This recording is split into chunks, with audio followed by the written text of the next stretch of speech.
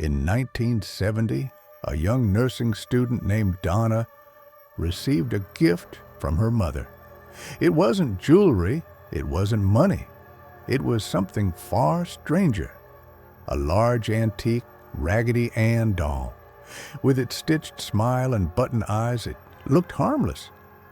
Donna placed it on her bed inside the small apartment she shared with her roommate, Angie.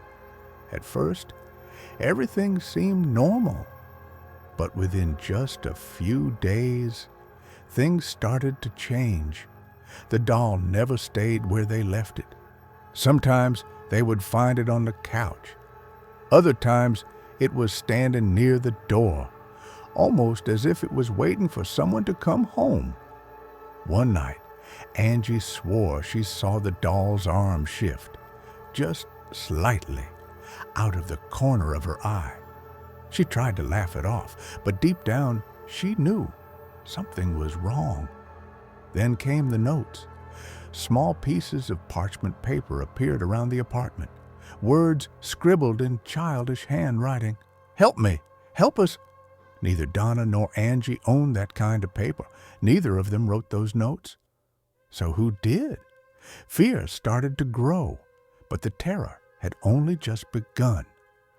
One evening, Donna came home and froze in shock. The doll was sitting upright in her chair, its hands covered in something dark and sticky. At first, she thought it was paint, but the smell told her the truth. It was blood. Shaken and terrified, Donna contacted a local priest. After listening to their story, he told them about a little girl, Annabelle Higgins, a 7-year-old who had once lived on that land before the apartment was built. The priest explained, "Her spirit has found comfort in this doll. She wants to stay with you. She wants to be loved." At first, Donna and Angie felt sympathy, a lost child spirit. Maybe the doll wasn't dangerous after all. Maybe it was just lonely. But their friend Lou wasn't convinced. He had seen the doll in his nightmares. He swore the doll wanted to hurt him. And one night, his nightmare came true. Lou woke up in the middle of the night, unable to move, paralyzed. The doll slowly climbed onto his chest, pressing down harder and harder until he couldn't breathe. He screamed inside his mind, but no sound came out. When he finally broke free, he looked down and saw deep claw marks across his torso, marks that burned and then vanished within hours. Donna had no choice. She contacted the most famous paranormal investigators of the time, Ed and Lorraine Warren. The moment the Warrens entered the apartment, Lorraine knew. "This is no child spirit," she whispered.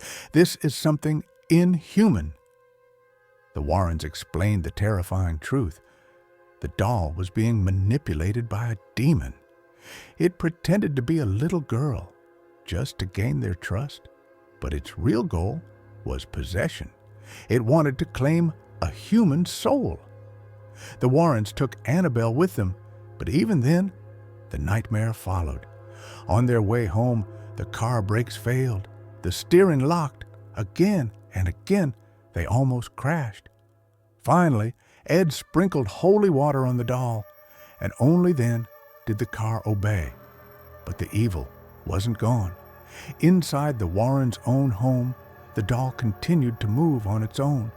It appeared in different rooms. It growled at priests. One young priest mocked the doll, laughing, "You're just a rag doll. You can't hurt anyone." On his way home, his brakes failed. He crashed into a tree. He died instantly. The Warrens realized this doll could never be destroyed. So they built a special wooden case, blessed by priests, and locked Annabelle inside. The case was sealed with sacred prayers designed to keep the demon contained. And today, Annabelle still sits inside the Warrens' Occult Museum in Connecticut. Visitors are warned never to touch the glass, never to provoke her, because the Warrens believed one terrifying truth. Annabelle's evil was never destroyed. It only sleeps, waiting for the day it can escape again.